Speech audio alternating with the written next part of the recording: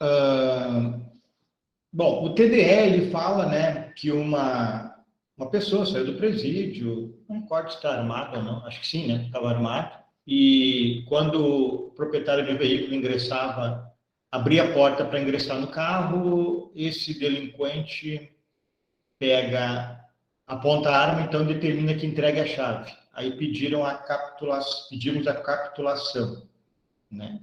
A capitulação, não sei se alguém quer comentar, que colocou, pode ficar à vontade. A capitulação ali, ela ia ficar em torno de... A dúvida seria entre roubo e extorsão, né? Áudio está falhando. Alguém mais? Ou só o Fernando? Para mim, não. Acho que é só o teu, Para mim então, também não. Tá, ok.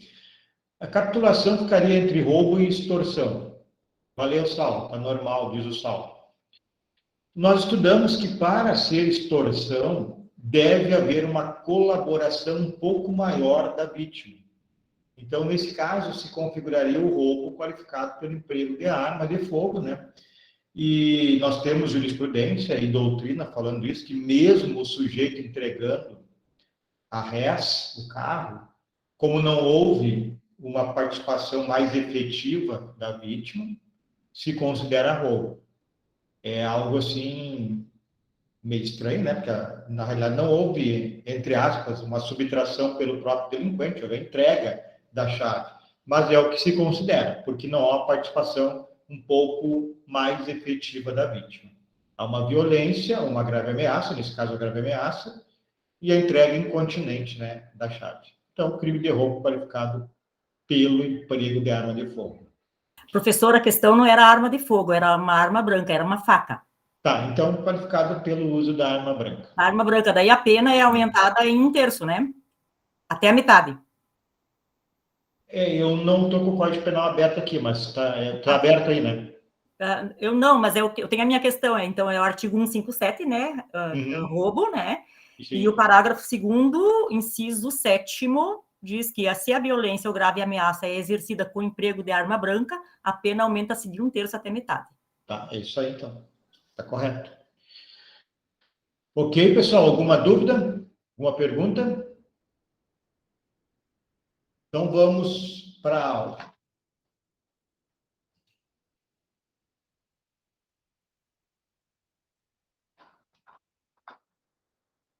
Vamos ver se funciona certinho hoje. E professor, nesse falar. caso aí, então, é caso de aumento de pena, né? No TDE. Isso é aumento, é uma causa especial de aumento de pena. Ou a gente chama também, mas aí não é o mais correto, roubo qualificado, mas o termo técnico é causa especial de aumento de pena. Certo?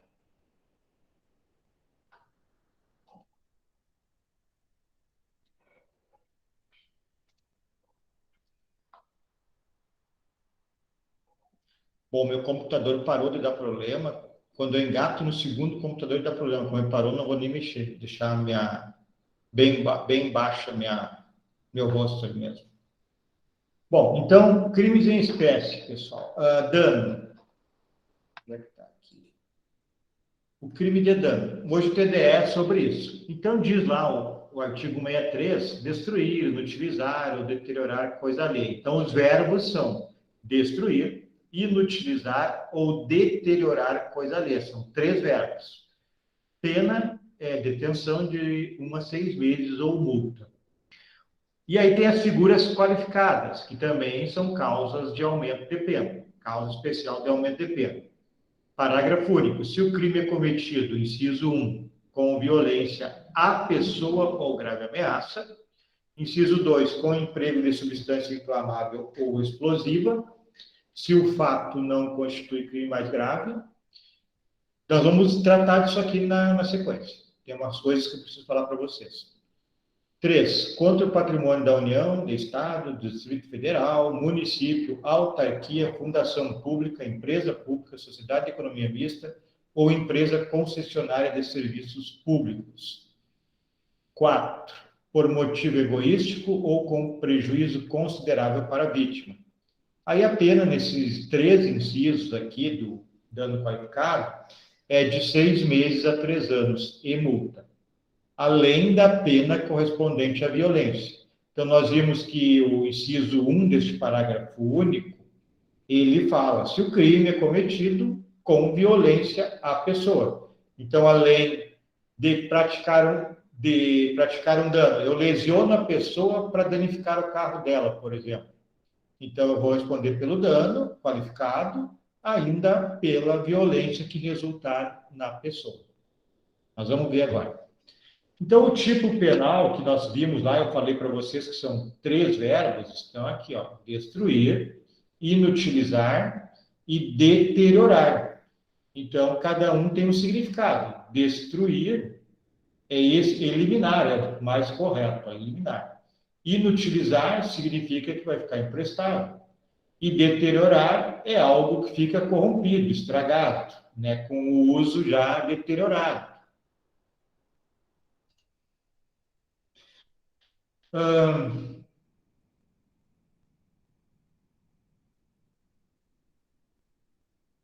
Vamos aqui, trancou. Deu. Sujeito ativo e passivo, qualquer pessoa. Elemento subjetivo, isso aqui, ó, se atentem bem, o TDE tem a ver com isso, o TDE de hoje. Dolo, somente existe dano doloso, não existe na forma culposa. Uma pichação, pessoal, pode configurar um crime de dano, né? Porque estaria dentro de uma ideia, vamos voltar lá, de deteriorar, ó, de estragar, de corromper. Então, é possível que uma pichação esteja no crime de dano. Hoje em dia, o que se aplica mais à pichação é crime ambiental, né? Porque ele está dentro da lei ambiental, essa questão do patrimônio aí, né? Então, depende, tem que ver as 2 possibilidades.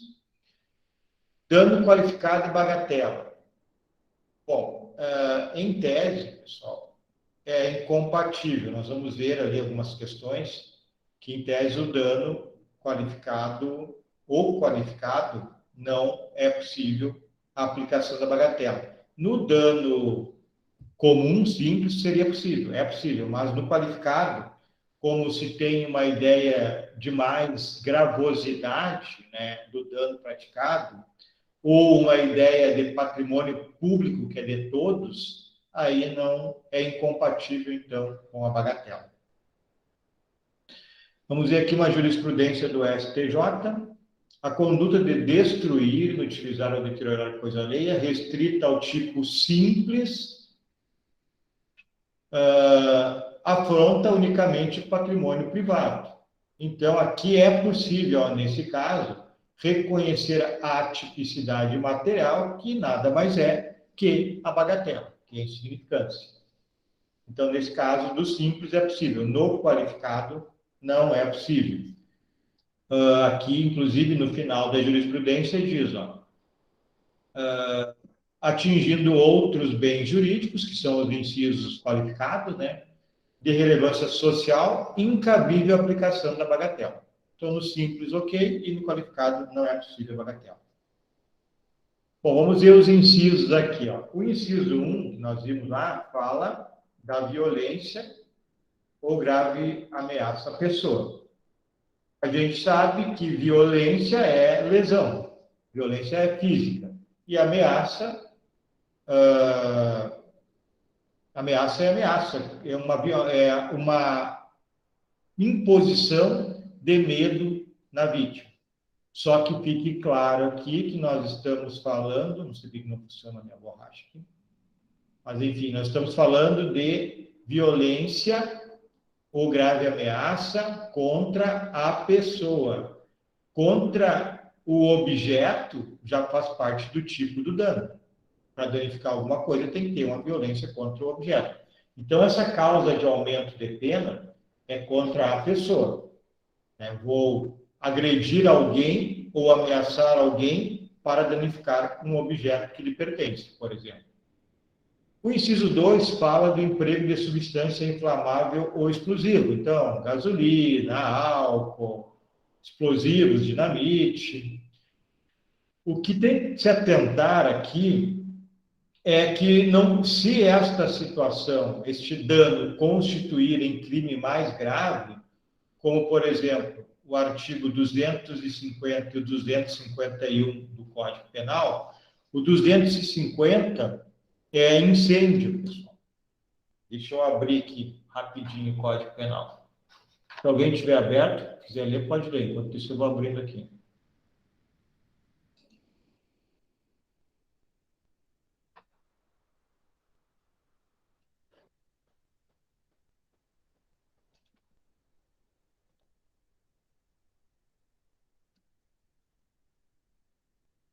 Aqui, Código Penal. Está lento na internet. O crime de incêndio, então, previsto no artigo 250, causar incêndio expondo a perigo a vida, integridade física ou patrimônio de outro. Explosão, 251. Expor a perigo a vida, integridade física ou patrimônio de outro, mediante explosão, arremesso ou simples colocação de engenho de dinamite ou de substâncias de efeitos análogos. Então, tanto o fogo quanto a explosão, aqui no caso do dano com produto inflamável ou com explosão, nós teremos que verificar se o dano causado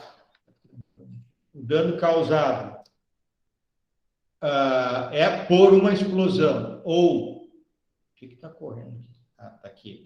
Por uma explosão ou por alguma espécie de combustão, aí, o uso de uma substância inflamável, que é o caso aqui, se ele for algo que cause perigo a pessoas ou patrimônios, além do produto que está sendo danificado, vai ter o crime de dano, mais o crime de incêndio ou o crime de explosão. Vai depender, então, da extensão disso. Se ele ultrapassar a necessidade da consumação do dano, vai haver um concurso de crimes com fogo, com incêndio ou com explosão, por exemplo.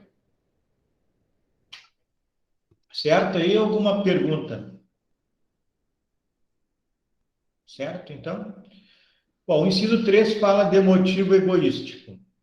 Então, quem danifica o patrimônio de outra pessoa apenas porque está com inveja, o sujeito comprou um carro novo, aí vai lá e danifica, ou o sujeito ganhou um carro do pai que tem possibilidade de pagar, vai lá e danifica o veículo por inveja. Isso, então, é um motivo egoístico.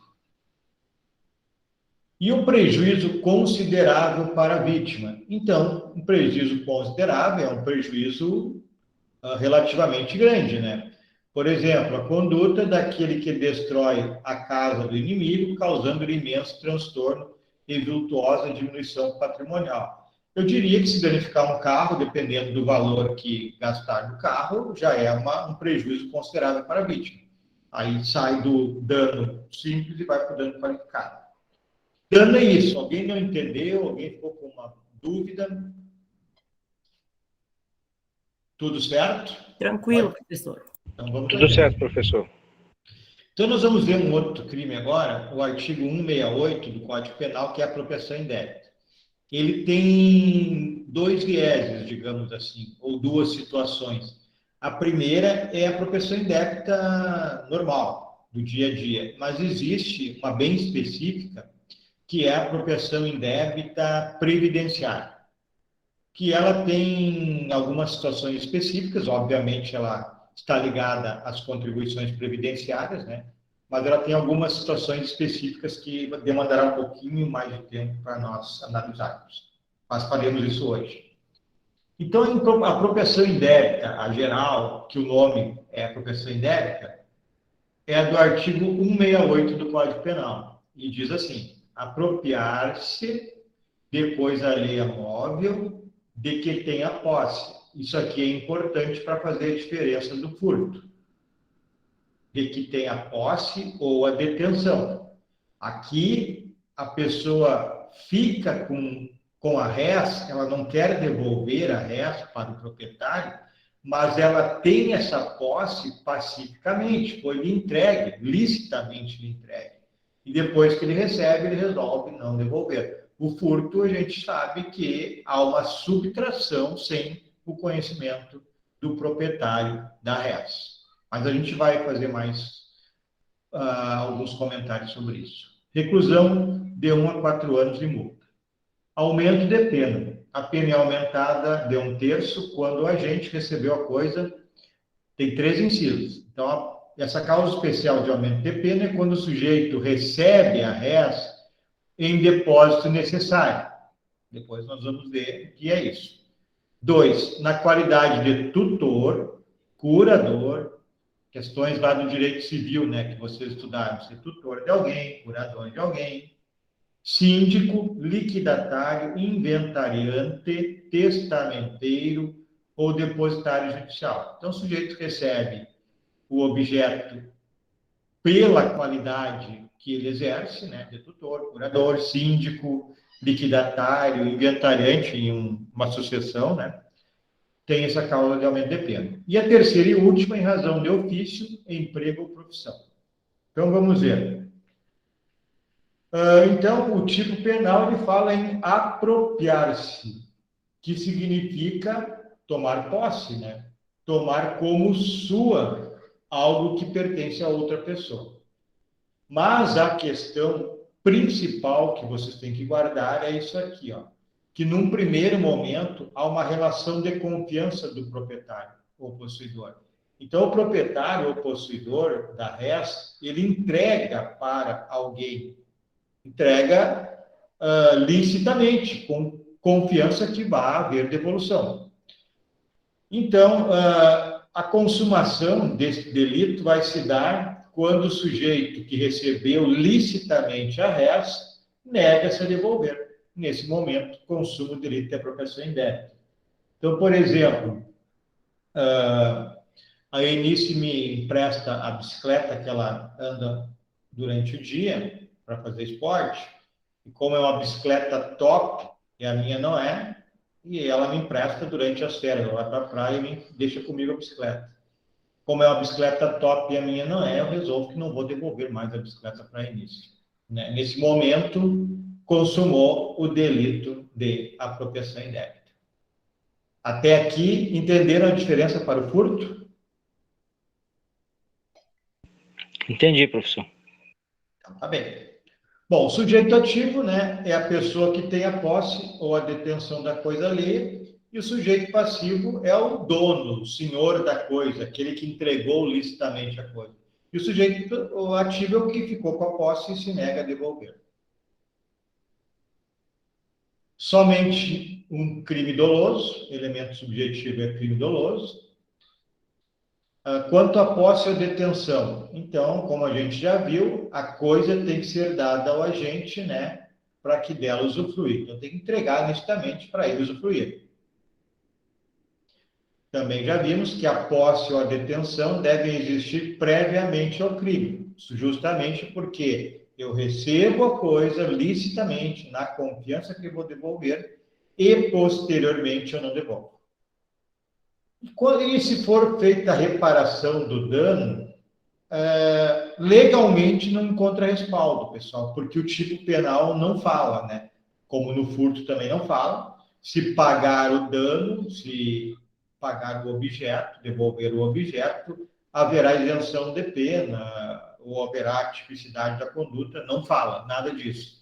Então, o que se pode ter a possibilidade é uma redução de pena lá pelo artigo 16, que vocês estudaram nas unidades de vocês, que é o arrependimento posterior, ou seja, diferentemente do artigo 15, que é a desistência voluntária ou arrependimento eficaz, o artigo 16 é o arrependimento posterior. Ele ocorre quando, consumado o ilícito, o sujeito pratica uma conduta depois de consumado o delito. Isso diferencia do artigo 15. Depois de consumado o delito, ele pratica uma conduta que minimize, por exemplo, devolver o objeto. No furto, cabe a mesma coisa. Antes da denúncia, do Ministério Público, o sujeito que subtraiu ou o sujeito que praticou apropriação indébita devolve a res ou paga o prejuízo. Aí haverá essa possibilidade da aplicação do artigo 16. Tá bem? Entenderam essa questão do 16 aí, do 15? Sim, professor. Então, vamos adiante. Bom, algumas jurisprudências, antes de nós passarmos para a apropriação indébita. STF. O ressarcimento do dano após a consumação do crime de apropriação indébita e antes de oferecida a denúncia não extingue, por falta de previsão legal, a punibilidade. STJ, a mesma coisa. No crime de apropriação indébita, o ressarcimento do dano não exclui a tipicidade. O máximo é aqui, artigo 16. STF e STJ. As causas de aumento de pena, que são 3 que nós vimos. Então, se estiver presente uma dessas 3 causas, há esse aumento de pena de 1/3. A primeira delas é o chamado depósito necessário.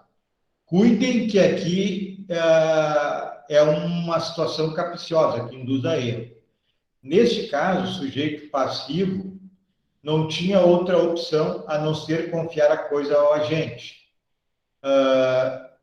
O que se chamava no direito civil, não sei se chama ainda, de depósito miserável. Ou seja, é uma situação... Bom, começou o computador a trancar. É uma situação... Vocês estão me ouvindo? Sim, Tá. eu sim. Sim, professor. É que o meu aqui apagou a tela e voltou. Então, vamos lá. É uma situação que o Código Civil chamava, não sei se chama de depósito miserável, né? O depósito se efetua por ocasião de uma calamidade. Então, há um incêndio na minha casa, uma inundação. Aí eu pego e levo meus objetos e entrego para o sujeito. E o sujeito depois não me devolve. Esse é o sentido da palavra ou das palavras depósito necessário. É algo que não havia outra opção a não ser confiar em uma pessoa o depósito da res. Uma jurisprudência do STF. Imputação de crime de apropriação indébita, artigo 68, parágrafo 1º, inciso 1. Não devolução de veículo objeto de contrato de compra e venda, não devolução de veículo de objeto de contrato de compra e venda, depois da desconstituição amigável deste contrato. Fato atípico. Então, não há aqui... caso de mérito de adimplemento de obrigação de restituir oriunda do desfazimento do negócio. Então, se o sujeito não entregou o objeto do contrato de compra e venda, não há crime, é um fato atípico. Então, não se constitui em apropriação indébita. O segundo inciso é qualidade, então, da pessoa. É o tutor, o curador, o síndico, o liquidatário, o inventariante, testamenteiro e o depositário judicial, aquele que recebe a res em depósito judicial. O rol é taxativo porque é para criminalizar, não pode ser ampliado. Professor? Então, pode falar. Boa noite. Alô, tá me ouvindo? Estou ouvindo baixo, mas estou, pode falar. No caso referente a essa jurisprudência aí que você citou agora há pouco, do veículo, né? Sim. No caso, assim, um casal, né? Aí eles se separam e o cara leva o veículo, né? Sumiu com o veículo. Só que o veículo estava no nome da mulher. Ela poderia fazer uma ocorrência como apropriação indébita? O veículo era do casal e ele sai e o homem some com o carro, é isso? O carro, a mulher entrega o carro, né? O marido diz, vou dar para trabalhar, né? De Uber. Aí separaram, aí o cara pegou, se fez dono do veículo, não devolveu mais, né? O carro está no nome dela. Configura, ela pode fazer a ocorrência de apropriação indébita? Bom, na minha opinião, isso não é crime de apropriação indébita, porque, na realidade, como o veículo é do casal, o sujeito também tem a posse e propriedade desse objeto. Então, ele não está recebendo algo que não é dele. Ele está recebendo algo que ainda é dele. Então, para mim, não é crime de apropriação indébita. Mas aí tem que ver se não tem fraude processual, depende da situação. E se não tiver crime, isso aí é um ilícito civil que tem que ser apurado na sucessão, né, da divisão de bens. Não sei se eu conseguiu entender. Eu entendi, obrigado, mas não, eu acho assim, né, que ele pegou o carro, que usou o carro, mas o carro tá no nome da mulher, né? Sim. Ele separou já há algum tempo e sumiu com o carro. Não sei, mas eu acho que ela Bom, queria rever o carro, porque o carro tá. tava pegando Aí, multa, recebendo multa e tal, sim. impedimento. Bom, aí dependendo agora da maneira que tu falou, Hum, pode ser possível. Se eles já estão separados há algum tempo, já não é mais de ambos o carro. Aí é outra aham. situação, aí cabe a propriedade indébita. Ah, tá, beleza. Obrigado, professor. Obrigado, é isso mesmo. Tá, ok. Bom, então aqui, né, a figura do depositário, então, são a qualidade da pessoa que recebe, o tutor de alguém, o curador de um doente mental, de um adolescente, o síndico de um prédio, da massa falida, melhor dizendo, o liquidatário. Vamos ver aqui a jurisprudência, ó, aqui do STJ. A figura do síndico, a que se refere ao inciso 2 do parágrafo 1º do artigo 68, diz respeito ao síndico da massa falida, hoje denominado administrador judicial. Então, esse síndico é o da massa falida, é o que entende o STJ. E a questão do ofício, emprego e profissão,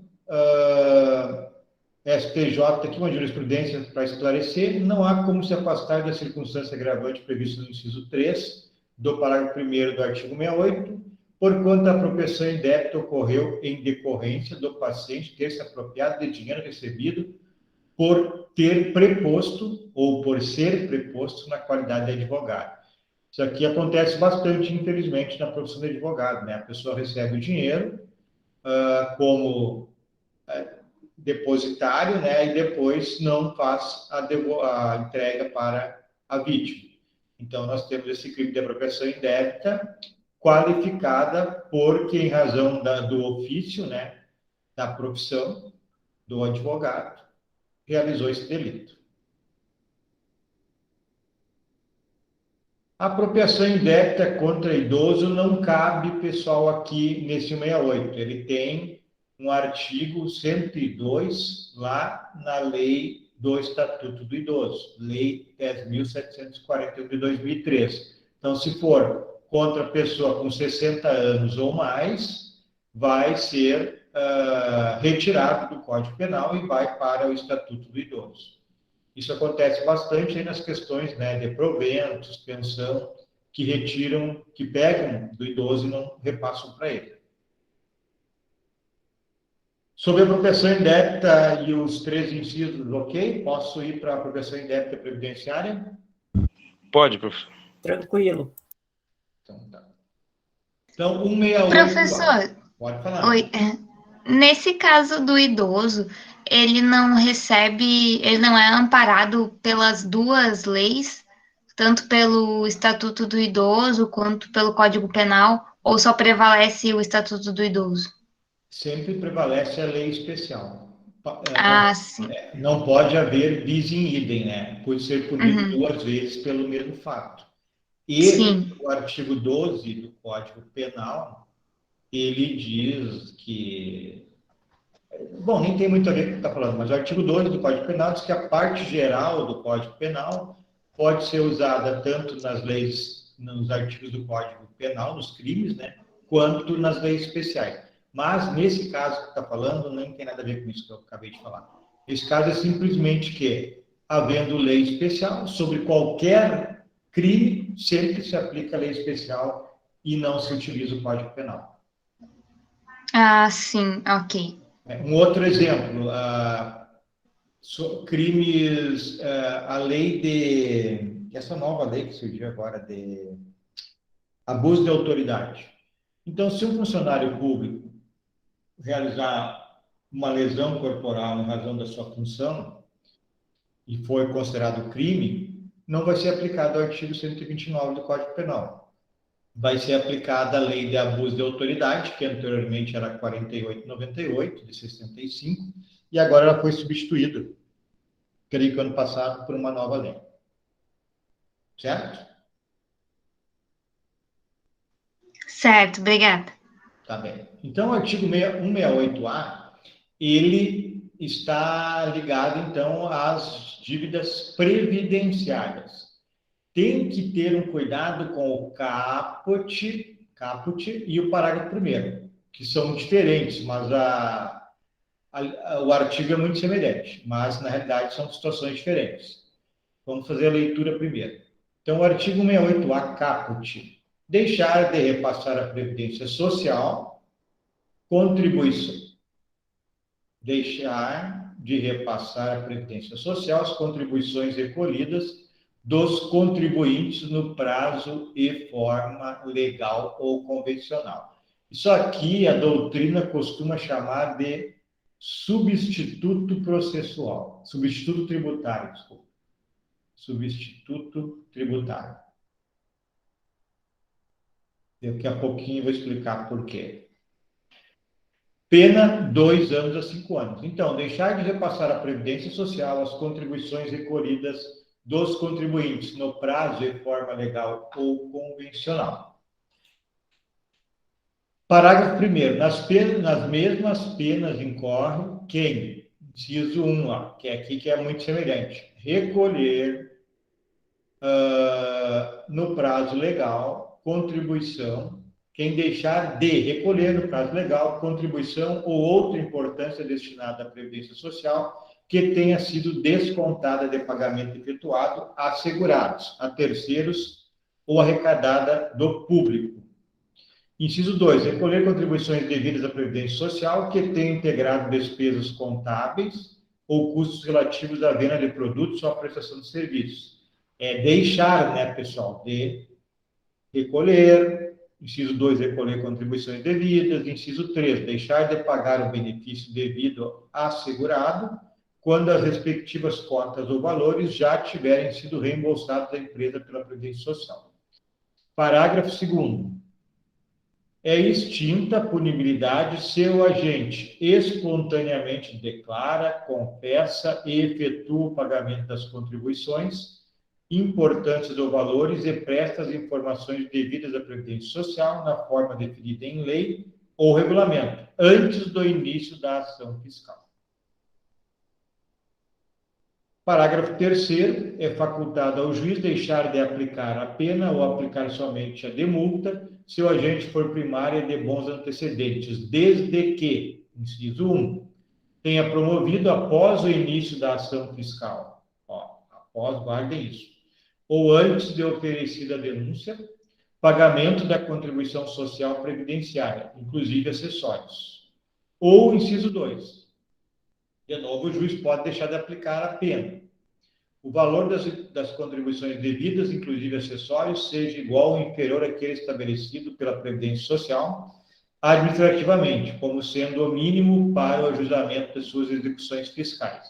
E o parágrafo 4º, a faculdade prevista no parágrafo 3º, que é a possibilidade do juiz deixar de aplicar a pena, não se aplica aos casos de parcelamento de contribuições cujo valor, inclusive dos acessórios, seja superior àquele estabelecido administrativamente como sendo o mínimo para o ajustamento de suas ações fiscais. Então, o parágrafo 3º diz que o juiz pode deixar de aplicar a pena ou aplicar somente de multa se o agente for primário, bons antecedentes, e tenha promovido após o início da ação fiscal. O que é a ação fiscal? Já é a ação de cobrança da dívida. E antes do oferecimento da denúncia pelo Ministério Público, né? Então, o juiz pode deixar de aplicar a pena entre o começo da ação fiscal e antes da denúncia do Ministério Público, se o sujeito devedor for primário, bons antecedentes e pague toda a dívida, inclusive acessórios. E também se o valor for inferior, e eu vou dizer qual o valor em seguida para vocês, ao estabelecido pela Previdência Social. E aí vem o parágrafo 4º e diz que essa faculdade do juiz não pode se aplicar aos casos de parcelamento de contribuições, cujo valor, inclusive dos acessórios, seja superior ao estabelecido pela regra. Então, vamos ver item por item. A análise do núcleo do tipo, deixar de repassar, significa não transferir a quantia, né, à unidade administrativa cabível. Significa não repassar o que recolheu, a título de contribuição previdenciária. O que o STJ diz? É assente o entendimento já consolidado nesta Corte que o tipo penal do artigo 168-A do Código Penal constitui crime omissivo próprio, que se consuma com o não recolhimento da contribuição previdenciária dentro do prazo e nas formas legais, inexigindo a demonstração de dolo específico. Então, nós vamos ver que o caput deste artigo, ele só pode ser realizado, por isso ele é um omissivo próprio, é um crime omissivo próprio, ele pode apenas ser realizado por omissão, é óbvio, né? O sujeito recolhe, nós vamos ver o agente ativo recolhe e deixa de repassar, omissivo próprio. Sujeito ativo e passivo. Sujeito ativo é o substituto tributário que tem por lei o dever de recolher determinada quantia, também legalmente prevista do contribuinte e repassá-la à Previdência Social. Sujeito passivo é o Estado. Mas nós vamos chegar ainda mais adiante em quem é esse sujeito passivo. É um crime doloso, não se pune na modalidade culposa, e aqui está a questão mais importante. A diferença do caput para o parágrafo 1º. Vamos ler de novo ambos. Caput. Deixar de repassar à Previdência Social as contribuições recolhidas dos contribuintes no prazo e na forma legal ou convencional. Este é o chamado substituto tributário. O parágrafo 1º diz assim: nas mesmas penas incorre quem deixar de, inciso 1, que é o que tem que se diferenciar, recolher no prazo legal contribuição ou outra importância destinada à Previdência Social que tenha sido descontada de pagamento efetuado a segurados, a terceiros ou arrecadada do público. Então, vamos lá para a diferença. Vamos lá. A figura típica do parágrafo 1º, aqui em cima. A figura do caput, primeiro, tem por fim punir o substituto tributário, que deve recolher o que arrecadou do contribuinte à Previdência Social e não o faz. Então, é assim, pessoal.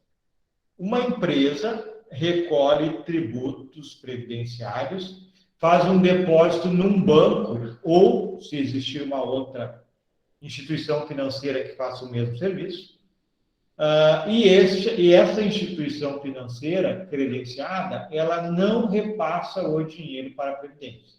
Então, quem comete este delito do caput é esta empresa que recebe, o banco que recebe as contribuições das empresas. A empresa A, B, C ou D recolhe dos funcionários, faz o depósito no banco ou em outra instituição similar. E essa instituição não repassa. Então, é esse sujeito que faz as vezes de recolhimento para a Previdência, que é o sujeito ativo deste crime. No parágrafo 1º, já é diferente. Como eu disse, são aqueles que fazem a contribuição, por exemplo, dos seus empregados. Então, volta-se diretamente ao contribuinte empresário, individual, administrador da empresa, empregador, que deve recolher a contribuição arrecadada dos seus funcionários. Então, o empregador recolhe a contribuição previdenciária e não leva ao substituto tributário, que nosso exemplo aqui é o banco. Ele fica e não faz não repassa, né, esse valor que ele arrecadou com os empregados. Então, a figura do parágrafo 1º, inciso 1, é essa. E do caput é o substituto tributário, como exemplo, o banco. Aqui tem um outro exemplo do César Roberto Bittencourt. Sujeito ativo é o substituto tributário, no caput, que por lei tem o dever de recolher do contribuinte e repassar as contribuições da Previdência Social. Sujeito ativo, nas figuras descritas do parágrafo 1º, inciso 1, 2 e 3, é o titular de firma individual, os sócios solidários, os gerentes, diretores e administradores que efetivamente hajam participado da administração da empresa, concorrendo efetivamente na prática da conduta criminalizada. Então é isso, caput, o sujeito, ele faz às vezes de arrecadador, recebe lá das empresas e não repassa. E no caso do parágrafo 1º, é o caso das empresas, dos empregadores que recolhem e não fazem o pagamento. Ok, pessoal? Entendido? Professor, nós tínhamos aqui na Metoc, antigamente, existia uma agência do INPS, antes de ser INSS, né? O responsável aqui era uma pessoa muito conhecida aqui na cidade, e as pessoas entregavam para ele os carnês e o dinheiro para ele fazer a contribuição mensal. E o que ele fazia na época? Ele ficava com o dinheiro e não fazia a contribuição. E aí, olha, deu assim, ó, muita gente foi prejudicada por ele, e ele acabou sendo preso. Mas eu não entendi o início, o que ele é? Ele era responsável aqui pela agência do INSS aqui na Metoc. Tá, mas Muito pelo que eu entendi do que tu me falou, na realidade ele não tinha nenhum dever de recolher. Mas muito antigamente acontecia isso, era paga na agência. Nossa, lá nos anos 80. Bom, aí sim. Aí sim. Tá? Nesse caso... Ao invés dele repassar o dinheiro, ele ficava com o dinheiro. Sim. Não, se é na época, eu sei disso, na época que servidor público recebia dinheiro, as prefeituras recebiam também. Né? Então, se é isso aí, ele incide aqui no caput. Se ele representava a agência, isso. Aí ele incide no caput. E as pessoas só foram perceber muitos anos depois, quando começaram a ingressar com os processos de aposentadoria e não tinha contribuição lá. Sim, isso aí. E se fosse outra pessoa, por exemplo, as pessoas me entregam dinheiro confiando em mim, mas eu não trabalho, não, até sendo servidor ou não sendo servidor do INSS, que hoje em dia não há essa possibilidade de pagar na agência. Mas se eu recebo na confiança e não faço o repasse, na realidade eu estou incorrendo no 68 comum, na prestação de débito comum, né?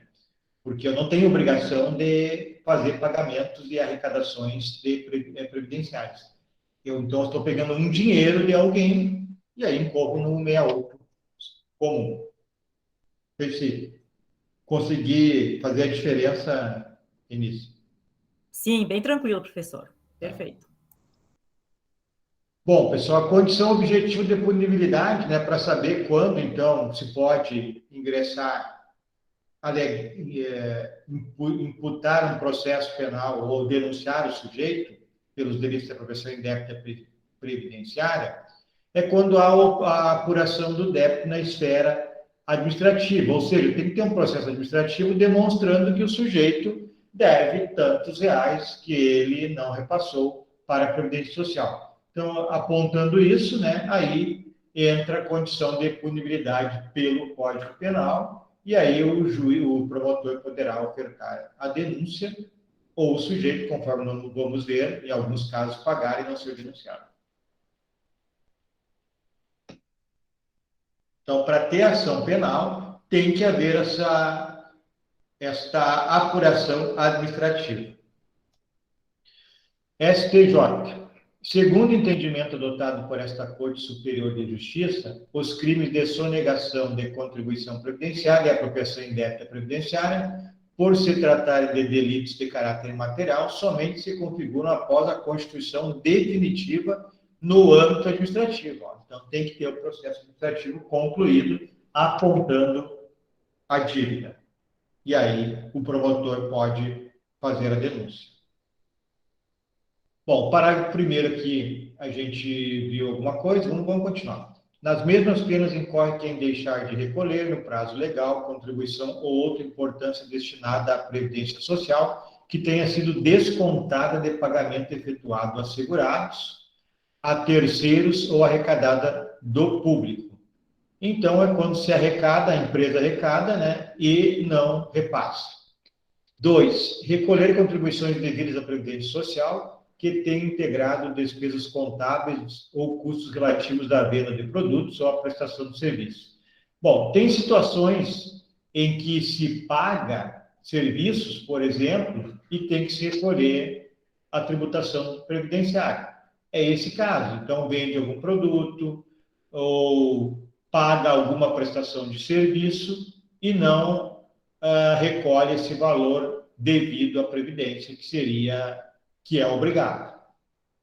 E o 3, pagar benefício devido assegurado quando as respectivas cotas ou valores já tiverem sido reembolsados à empresa pela Previdência Social. Aqui são os casos, pessoal, dos benefícios, auxílio ali da gestante, ou a questão da pessoa que se acidenta, né? Eles recebem esses benefícios temporários.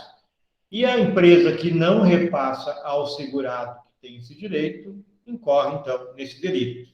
Então, o delito é deixar de pagar benefício devido ao segurado, quando essas cotas que o segurado tem direito já foram repassadas pela Previdência Social à empresa. Aqui a gente já viu. Sujeito ativo lá no inciso 1, a gente já viu, né? O titular da firma, parágrafo 1º, inciso 1, titular de firma individual, sócios solidários, gerentes, diretores administradores que efetivamente tenham participado da administração da empresa. Então, é o parágrafo 1º e os incisos 1, 2 e 3, né? Ou seja, aqueles casos em que o empregador recolhe e não encaminha ao banco, por exemplo, substituto tributário.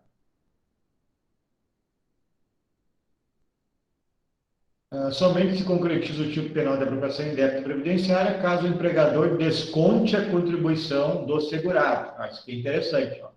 Então, ele não repassa já tendo descontado. Não é a questão dele deixar de descontar.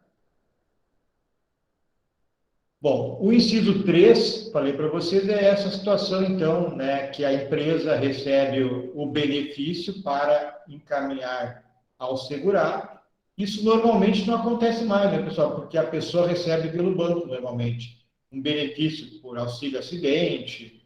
Normalmente ela recebe no banco, né? Mas quando era o caso de ir para a empresa, ou se ocorrer alguma situação dessa, e a empresa não repassar, haverá incidência do crime. Mas creio que seria um crime em desuso. Bom, a questão da extinção da punibilidade, parágrafo 2º.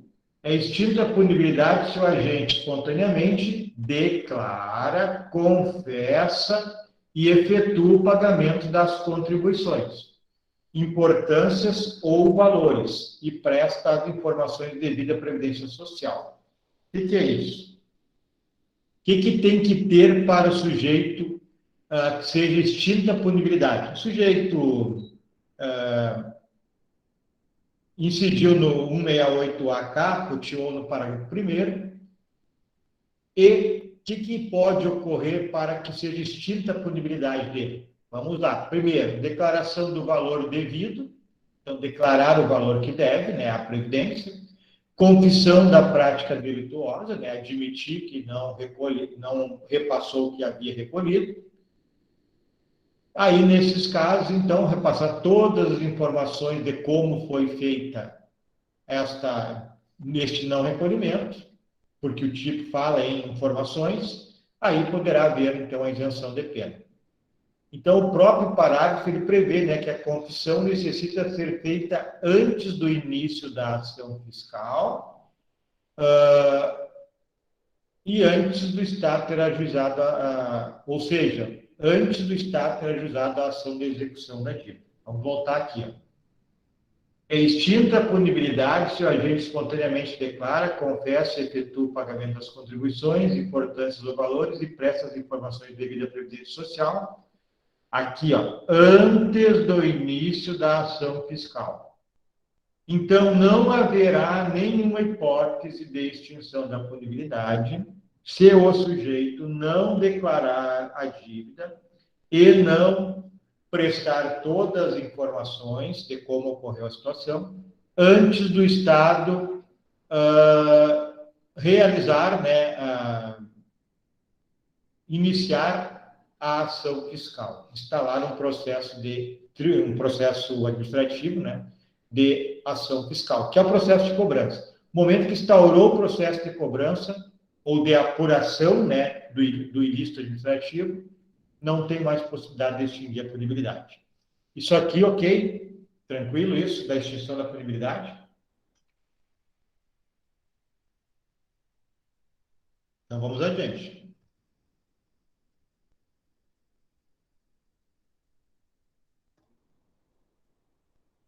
Algumas questões. Se o Estado não ajuizou ação fiscal, tampouco ação penal, paga o débito integral, julga-se extinta a punibilidade. É claro, né? Então, se o Estado não ajuizou a ação fiscal, que é o que diz o parágrafo 2º, e também não ajuizou a ação penal, até para ter ação penal nós vamos dizer que tem que ter a ação fiscal, então não ajuizou a ação fiscal nem a penal, e não daria para instaurar a penal, está isento de pena. Parágrafo 2º. Se o Estado já ajuizou a ação fiscal, mas não a ação penal, cabe perdão judicial ou aplicação do privilégio do parágrafo 3º do inciso 1. Então, nesse caso em que o sujeito já ajuizou a ação fiscal, não é possível... Cadê o terceiro?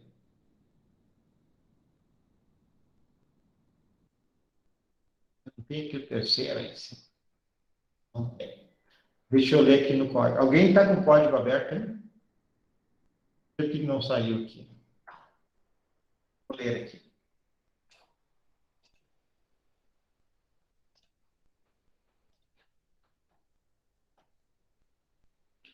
Então, 268.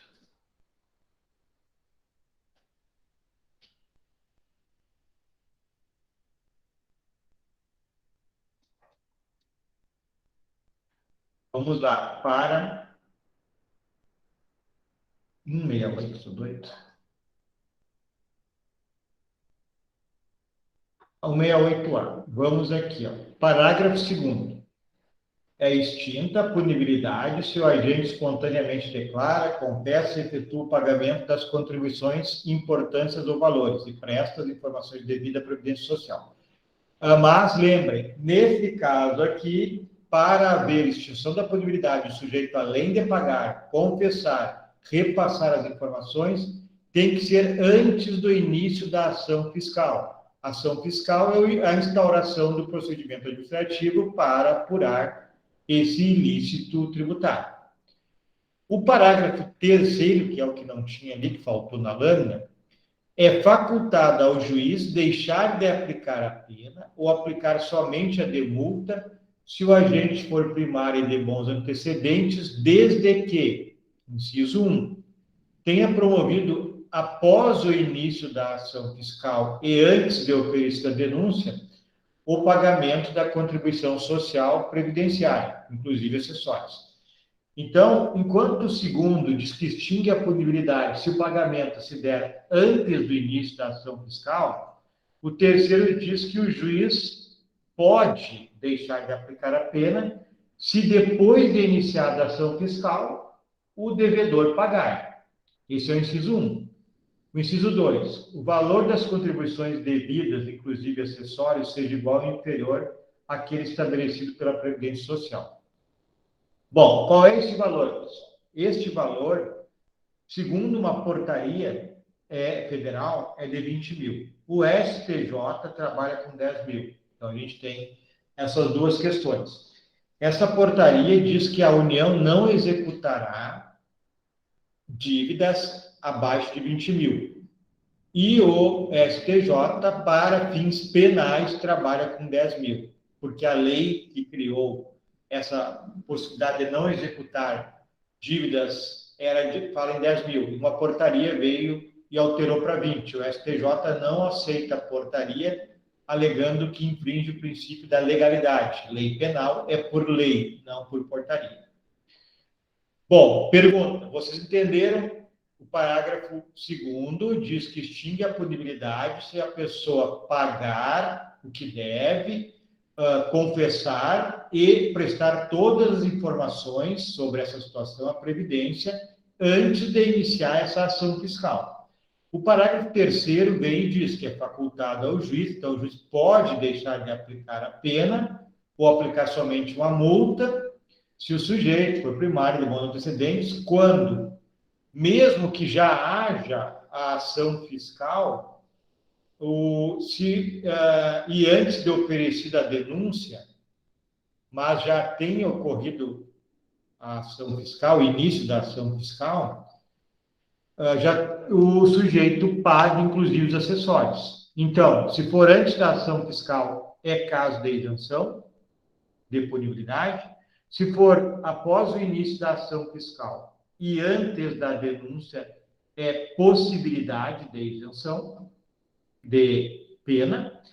E ainda, dependendo do valor, que a portaria trabalha com 20 mil, também o juiz, havendo pagamento, nesses casos de até 20 mil, poderá o juiz deixar de aplicar a pena. E o parágrafo 4º e final diz que a faculdade prevista no parágrafo 3º deste artigo não se aplica aos casos de parcelamento de contribuições cujo valor, inclusive dos acessórios, seja superior àquele estabelecido. Bom, vamos voltar lá para terminar.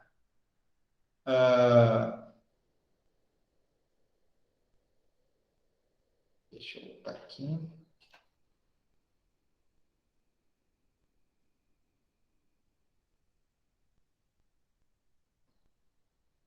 Parcelamento. Olha só o entendimento doutrinário. Se houver o deferimento na órbita administrativa do parcelamento do delito, do débito, desculpe, autorizando-se o devedor a efetuar o pagamento, não há razão para deixar de excluir a sua punibilidade do campo penal. Então, olhem só. O tipo penal prevê que o parcelamento, parágrafo 4º, a faculdade prevista no parágrafo 3º deste artigo não se aplica aos casos de parcelamento de contribuições, desde que o valor seja superior aos 20 mil. Mas a doutrina e a jurisprudência determinam que, havendo o parcelamento deferido o parcelamento pelo fisco, não há por que não se aplicar a causa de isenção de pena. Certo, pessoal? Ficaram com alguma dúvida? Essa parte final é isenção, é faculdade de não punir? São 2 ou 3 tipos de situação ali. Vocês compreenderam isso? Tranquilo, professor. Alguém mais? Tudo bem, então? Bom, ok, então. Pessoal, só para relembrá-los, seguidamente estão me perguntando as notas somente dia 4 de dezembro, que eu posso lançar no autoatendimento. Então, quem quer ver a nota tem que furar no aula. 2, está aberto o prazo do relatório virtual. Né? Vocês tem que fazer essa semana aí, né? Tem uns dias para fazer. Certo? Então, se não tem nenhuma pergunta, se entenderam, não ficaram com dúvida, aquela parte final ali é cheia de coisinha, né? Boa noite aí a todos. Bom final de Professor, semana. rapidinho. E a prova de avaliação semestral AS tem que se cadastrar lá para fazer o EAD? Ah, sim, a AS, mas eu acho que não abriu ainda, né? Tá bem difícil, né? Eu olhei ontem, não tinha para agendar ainda. Vocês vão receber mensagem e a nossa monitora... Ainda agora, tá vendo, professor? Oi? Colocou que já está aberto. Ah, bom, a monitora colocou? Foi. Tá, Eu vi uma então tá ok. Botou lá porque abriu o prazo. Tá valendo já. Tá ok, então. Tem que lá fazer o agendamento, né? Tem as datas lá que é possível realizar a prova e aí Essa prova, lembrem que não tem nada a ver comigo. Essa prova vocês vão fazer com o sistema. Tenham cuidado.